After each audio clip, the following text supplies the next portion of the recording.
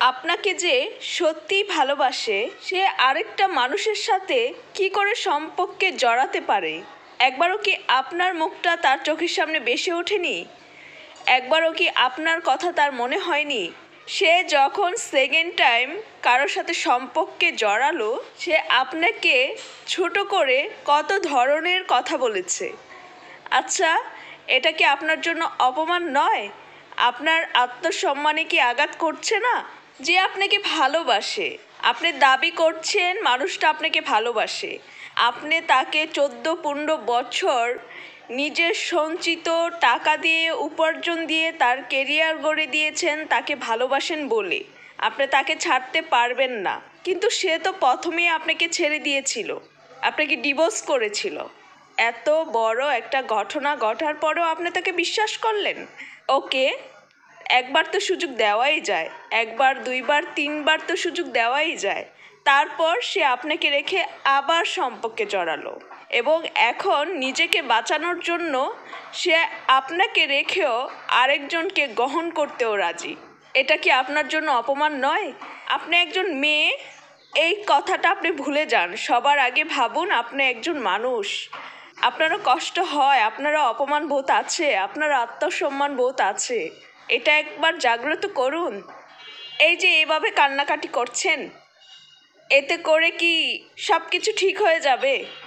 যাই হোক, আপনাদের ভালোবাসার আলোচনাটা নয় নাই করি, কারণ আপনাদের বিষয়টা হয়তোবা আপনারা নিজেরাই খুব ভালো জানেন, ভালো বুঝেন।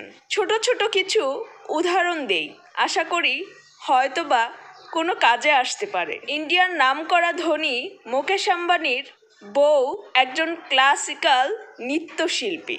উনি কিন্তু শৌখিন এবং প্রফেশনালি নৃত্যশিল্পী, আর মুকেশ আম্বানি তাকে এটা জেনেই বিয়ে করেছে।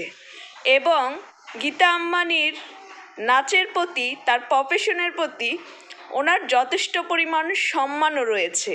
আপনি কি জানেন মুকেশ আম্বানি নিজেও নাচ শিখেছে গীতা আম্বানির সাথে তাদের ছেলের বিয়েতে নাচ করার জন্য, এবং গীতা আম্বানি খুশির জন্য তার সাথে তালে তাল মিলিয়ে নাচও করেছে। একজন মুকেশ আম্বানি এত ধনী মানুষ, উনি চাইলে হাজার গুণ সুন্দরী এবং নৃত্যশিল্পীর বাহিরেও যে কোনো প্রফেশনের খুব নামকরা কাউকে বিয়ে করতেই পারত, কিন্তু না, উনি গীতা আম্বানিকে ভালোবেসেছে এবং তার সব কিছুকেই ভালোবেসেছে।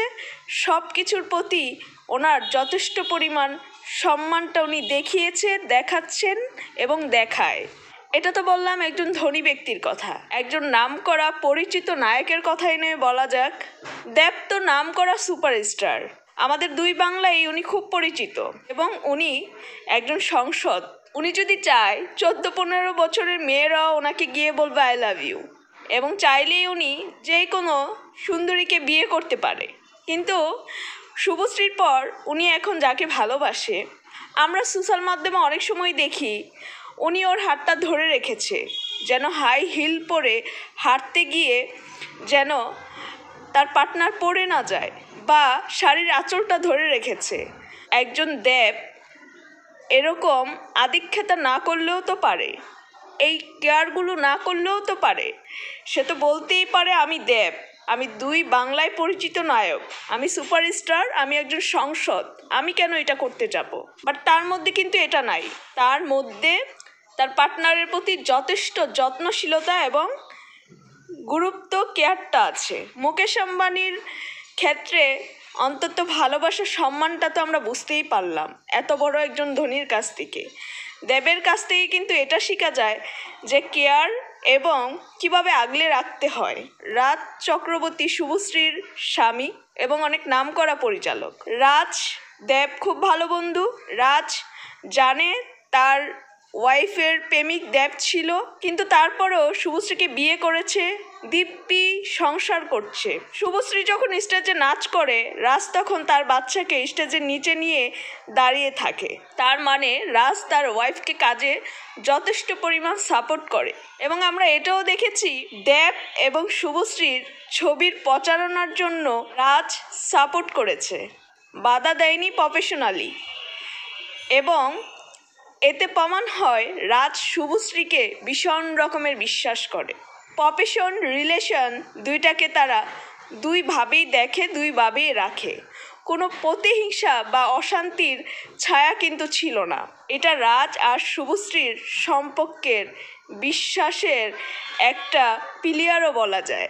ছোট ছোট এই সমস্ত সোশ্যাল মাধ্যমের বিষয়গুলো থেকে কিন্তু আমরা অনেক কিছুই শিখতে পারি। বাট আমাদের দেশের মিডিয়া ইন্ডাস্ট্রি বা আমাদের দেশে যদি এরকম কিছু হতো, তাহলে হাতে গোনা দুই একজন ছাড়া বাকি যেগুলো আছে, হতে পারে উচ্চশিক্ষিত, হতে পারে মিডিয়াতে আছে, বাট এদের নোংরা কমেন্ট, নোংরা মানসিকতার প্রভাবটা কিন্তু তার পার্টনারের উপর আক্রমণ করত। আমাদের দেশেও খুব স্মার্ট, ওভার স্মার্ট, খুব ওপেন মাইন্ড এবং খুব ভালো মন মানসিকতার মানুষ আছে, বাট সেটা খুব কম, হাতে গোনা কম। এবং আরেকটা উদাহরণ তো দেওয়াই যায়, আমাদের দেশের একটি রাজনৈতিক দল, ওই দলের ভারপ্রাপ্ত যিনি প্রেসিডেন্ট, ওনাকে দেশের বাহিরে গাড়ি চালাতে দেখছি, আবার দেখছি খাবারের বাটি ব্যাগ ওনার হাতে, ওনার ওয়াইফ বা মেয়ের হাতে না, ওনার হাতে, উনি সব বহন করছে। কিন্তু ওনার যে চেলাপেলাগুলো আছে গলিতে গলিতে, তাদের ভাবসাব ওনার থেকেও বেশি। তারা হয়তো বা তাদের বউর কাছে বাচ্চাটা দিয়ে দিচ্ছে, ব্যাগটা দিয়ে দিচ্ছে, পারলে আরও 10টা ব্যাগ এনে বউকে হাতে ধরিয়ে দিচ্ছে। এবং কি তারা দেখা গেছে আড়ালে হেলে পড়ছে ছবি তোলার জন্য বা কিছু একটা, কিন্তু পাবলিকলি দেখা গেছে ইজিলি একটা কাজ, কোনো মাইন্ডের কিছু না, দেখা গেছে একসাথে সেলফি তোলারই একটা ব্যাপার। এই না না আমি চাইলেই সব জায়গায় সেলফি তুলতে পারি না, আমি তো উমুক। আদৌ কিন্তু সে কিছুই না, কিন্তু সে নিজেকে বিশাল কিছু ভাবছে। কিন্তু যিনি প্রধান লিড, ওনার মধ্যে কিন্তু এটা নাই। উনি কিন্তু ওনার পরিবার, ওনার নিজের মানুষদের সাথে নিজের মতো করে নিরহংকারভাবে জীবনকে উপভোগ করছে। এবং নিজের মানুষগুলো যে একান্তই নিজের মানুষগুলোর প্রতি যে দায়িত্ব থাকে, ভালোবাসা থাকে, সম্মান থাকে, এটাও কিন্তু রাজনৈতিক দলের ওই ভারপ্রাপ্ত চেয়ারম্যানের কাছ থেকে শেখা যায়। এরকম আরও নানা ঘটনা আছে। যে আপনাকে ভালোবাসবে, সে আপনাকে সম্মান করবে, বিশ্বাস করবে এবং একদম নির্ভেজালভাবেই ভালোবাসবে। আপনাকে ছাড়া সে আশেপাশে অন্য কিছুই দেখবে না, ভাববে না।